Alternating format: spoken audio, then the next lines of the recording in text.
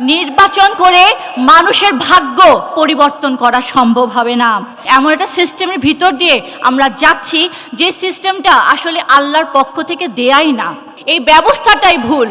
এই বিদ্যমান, এই কায়েম করা, এই প্রচলিত ব্যবস্থা আল্লাহর হুকুম ভিত্তিক নয়, আল্লাহর তাওহীদের উপর ভিত্তি করা নয়। কাজে এটাকে এখন প্রত্যাখ্যান করতে হবে, এটাকে বাদ দিয়ে এখান থেকে এখন বেরিয়ে আসতে হবে। এই প্রচলিত সিস্টেম একটা অর্থনৈতিক ব্যবস্থা আছে, একটা বিচার ব্যবস্থা আছে, এখানে একটা সিস্টেমের উপর এটা দাঁড়িয়ে আছে। এটাকে কিভাবে পরিবর্তন করা যাবে? আদৌ কি করা যাবে? এমনকি আলেম ওলামারাও ইসলামকে রাষ্ট্র ক্ষমতায় দেখার যে জায়গাটা, সেখান থেকে তারাও যেন একটা হতাশা প্রকাশ করছেন। কারণ এখানে সেনাবাহিনী আছে, এখানে পুলিশ আছে, এখানে র্যাব আছে, এখানে আমলাতন্ত্র আছে, এবং তার পাশাপাশি আন্তর্জাতিক বিশ্বে আমাদের এই প্রস্তাবিত ব্যবস্থা একটা গ্রহণযোগ্যতার একটা ব্যাপার থাকে। সবকিছু বিবেচনা করে তাদের সম্মুখ ধারণাতে এটা তারা আনতে পারছেন না যে আদৌ কি এটা সম্ভব।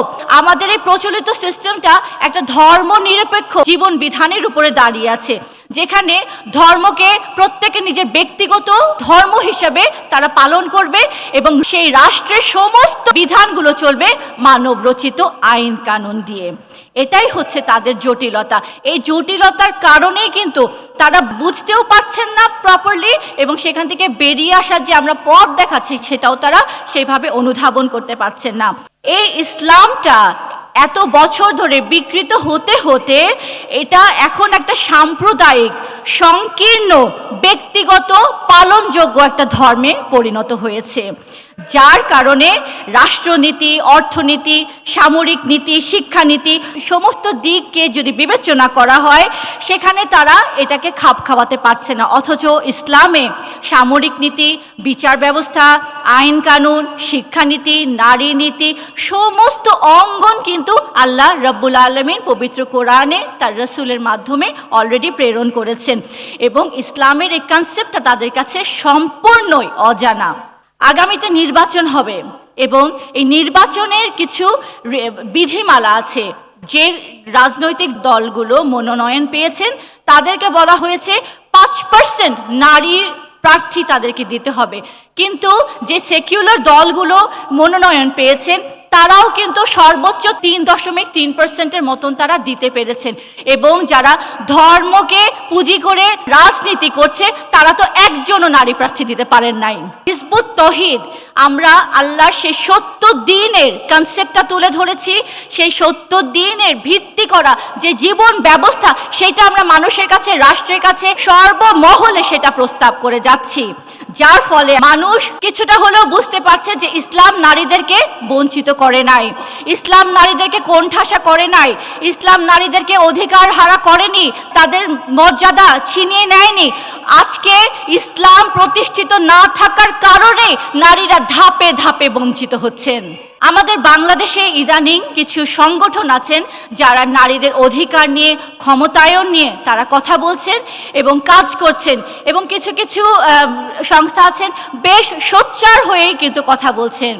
সম্প্রতি 3 বারের প্রধানমন্ত্রী সাবেক মরহুমা খালেদা জিয়ার নাতনি তারেক রহমানের মেয়ে ব্যারিস্টার জাইমা রহমান একটা অনুষ্ঠানে নারীদের মর্যাদা, নারীদের অধিকার, ক্ষমতায়ন নিয়ে তিনি কিছু কথা বলেছেন। আমি জাইমা কাছকে বলতে চাই যে তোমরা বড় হয়েছো ইউরোপিয়ান সোসাইটিতে। তোমার শ্রদ্ধেয়া দাদি তিনি বাংলাদেশের প্রধানমন্ত্রিত্ব করেছেন 3 বার, এবং এমন একটা দেশে করেছেন যে দেশটা হচ্ছে কনজারভেটিভ মুসলিম প্রধান একটা দেশ। সেখানে তিনি 3 বারের মতন প্রধানমন্ত্রীর দায়িত্ব পালন করেছেন। তারপরেও আজও বাংলাদেশের নারীরা সেইভাবে মর্যাদা, সম্মান, যে প্রেস্টিজ তাদের পাওয়ার কথা ছিল আজও কিন্তু তারা পায় নাই। I definitely appreciate your initiative, your effort in bringing the women in the front line, in shaping their future. কিন্তু তোমাদের পশ্চিমা সে চিন্তাধারা থেকে বের হয়ে আসতে হবে।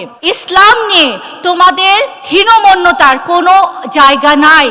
আজকে ইসলামকে দেখে তোমরা মনে করছো যে ইসলাম তো অনেক ব্যাকওয়ার্ড, ইসলাম নারীদেরকে এগিয়ে নিতে দিবে না, ইসলাম নারীদেরকে এম্পাওয়ার করবে না, ইসলাম নারীদেরকে সর্বাঙ্গনে কাজ করতে দিবে না। ইট ইজ বিকজ তোমরা যে ইসলামটাকে দেখছো সেটা আল্লাহ রাসূলের প্রকৃত ইসলাম নয়। তুমি চিন্তা করো, আজকে থেকে 1500 বছর আগে হুজুরে পাক সাল্লাল্লাহু আলাইহি সাল্লাম নারীদেরকে যুদ্ধের ময়দানে নিয়ে গেছেন এবং একটা উইংয়ের কমান্ডার হিসেবে একজন নারীকে তিনি দায়িত্ব দিয়েছেন। যুদ্ধের মতন বিপদসংকুল জায়গায় আল্লাহর রাসূল নারীদেরকে ঠেলে দিয়ে বলেছেন, যাও অন্যায়ের বিরুদ্ধে যুদ্ধ করো। তাদের হাতে অস্ত্র তুলে দিয়ে বলেছেন, যাও আল্লাহর দ্বীন প্রতিষ্ঠা করার মাধ্যমেই তুমি তোমার অধিকার ফিরে পাবে।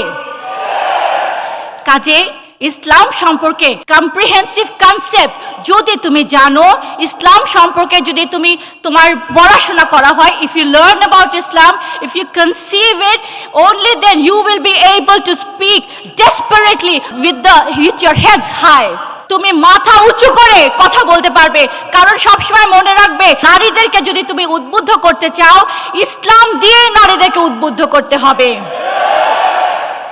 কাজেই এখানে ভয় পাওয়ার কিছু নেই, হীনমন্যতার কিছু নেই। আমাদের আদর্শ, আমাদের রাসূল পাক সাল্লাল্লাহু আলাইহি সাল্লাম যে জীবন ব্যবস্থা এনেছিলেন সেটা হচ্ছে মোস্ট মডার্ন, সেটা হচ্ছে প্র্যাগম্যাটিক, সেটা হচ্ছে অ্যাপ্লিকেবল, সেটা হচ্ছে ডাইনামিক। সেখানে নারী পুরুষ সবার অধিকার নিশ্চিত করা হয়েছে। কাজে তুমি যখন কথা বলবে সেই যোগ্যতা নিয়ে, সেই দৃঢ়তা নিয়ে, সেই সাহসের সাথে তুমি ইনশাআল্লাহ কথা বলতে পারবে। এবং আমি আজকে এখান থেকে পরিষ্কার করে মুসলিম বিশ্বকে বলতে চাই, আমাদের হীনমন্যতার কিছু নাই। আমরা মাথা উঁচু করে এখন আমাদের দাঁড়াতে হবে। আমাদের মাঝে ঐক্য না থাকার কারণে আজকে আমরা পশ্চিমা বিশ্বের কাছে পরাজিত হয়েছি, লাঞ্ছিত হয়েছি, কিন্তু আর নয়। পৃথিবীর 57টা রাষ্ট্র হচ্ছে মুসলমানদের, পৃথিবীর জনসংখ্যার 2/3 হচ্ছে মুসলিমদের।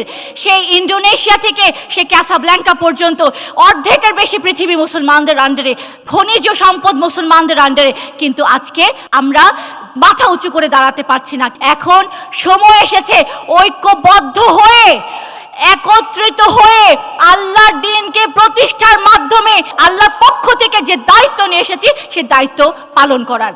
যতই আরব লীগ করেন আপনারা, যতই লীগ করেন আপনারা, সেখানে কোনো রকমের জায়গা পাবেন না, কারণ সেই প্রত্যেকটা লীগ তারাই সৃষ্টি করেছে। আমরা দেখেছি মুসলমানদের কথা আসলে বলে যে মুসলিমরা হচ্ছে টেররিস্ট, মুসলিমরা হচ্ছে সবসময় সন্ত্রাসী কর্মকাণ্ড করে। কিন্তু আমরা দেখলাম যে যখন 2টা বিশ্বযুদ্ধে 13 কোটি বানি আদম খুন হয়েছে, মধ্যযুগে যখন আপনার ক্যাথলিক এবং প্রোটেস্ট্যান্টদের মধ্যে যখন যুদ্ধ হয়েছে 80 লক্ষ মানুষ মারা গেছে, কই তারা তো মুসলমান ছিল না, তারা তো যুদ্ধ করে নাই। কিন্তু সব সময় এই কথাই বলা হয় যে মুসলমানরা যুদ্ধ করেছে। এখনো এই যে বিশ্বব্যাপী যে অবস্থাটা চলছে, 12 কোটি মানুষ এখন উদ্বাস্তু শিবিরে বসবাস করছে, সেখানে তাদের আশ্রয়স্থল, সেখানে আজকে মুসলমানদেরও থাকতে হচ্ছে। কেন? কারণ তাদের মধ্যে ঐক্য নাই, তাদের মধ্যে কোনো লিডার নাই। তারা সেই রাসূলের কর্মসূচিকে ত্যাগ করেছে, কিন্তু আর নয়। আমি মুসলিম বিশ্বকে এটাই বলবো, এখন সময় এসেছে রুখে দাঁড়াবার, সময় এসেছে ঘুরে দাঁড়াবার। যেই আদর্শ আমরা হারিয়েছিলাম সেই আদর্শ আমরা আবার পেয়েছি।